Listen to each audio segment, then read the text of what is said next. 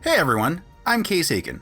Now, over the years, Superman has been faced with a number of foes who have hailed from Krypton. Obviously, Zod is the most famous, and I'm going to discuss him here, but I'm also going to cover all of the other ones since they tend to be kind of similar. In each case, they could have been a Superman analog, but their choices led them astray. Zod is definitely the one we think of first. However, it was only recently that we had a satisfactory, definitive version for the mainstream books. There have been a pantheon of supercriminals over the years with identical backstories. But that changed with Superman 2.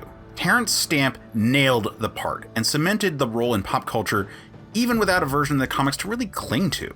The impact was so big that there have been several attempts to feature the character without him actually being a Kryptonian. Frankly, the version with the most lasting impact would be the Zod of the Pocket Universe. Bringing it the fuck back, by the way, who attacked a Superboy-less Earth and wiped out all life, prompting the creation of the Matrix Supergirl. Also bringing that one back. This led to Superman being forced to kill Zod and his compatriots with green kryptonite. This act tormented Superman for years, and gets brought up every single time that we discuss the concept of Superman killing people. But there have been other versions of Zod. There have been a Russian Zod with red solar charge powers and Elseworld versions, but they didn't stick. Smallville had a version too. And of course, the movie Man of Steel featured a version of the character. While the movie has some flaws, I enjoyed their take on Zod. However, like I said, there have been a bunch of supercriminals. The animated series went with Jax-Ur and Mala, but the story is the same. Villain of the Phantom Zone, freed in modern times, yada yada yada. Over the years, character after character have popped up. Like fucking Kill Lore.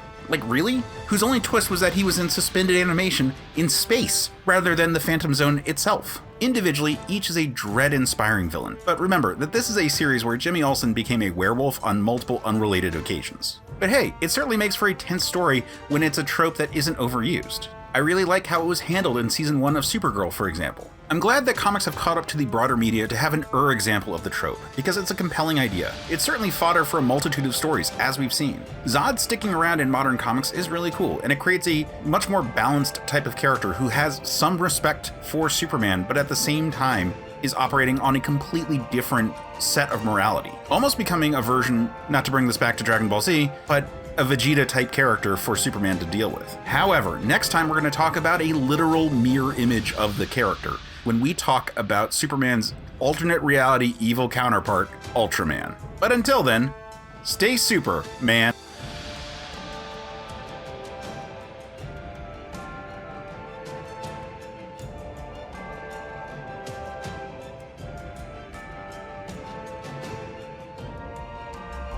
Hey everyone, I just wanted to thank you for staying to the end of the episode. Please do all the YouTube stuff, liking and subscribing and all of that. Thank you. We've been getting really great feedback here, and I love to see this channel grow. So thank you for that. Also, check out the podcast that goes along with this. It's at certainpov.com. There's a ton of great shows there, so check those out. But, just thank you for watching, and I hope you have a great week.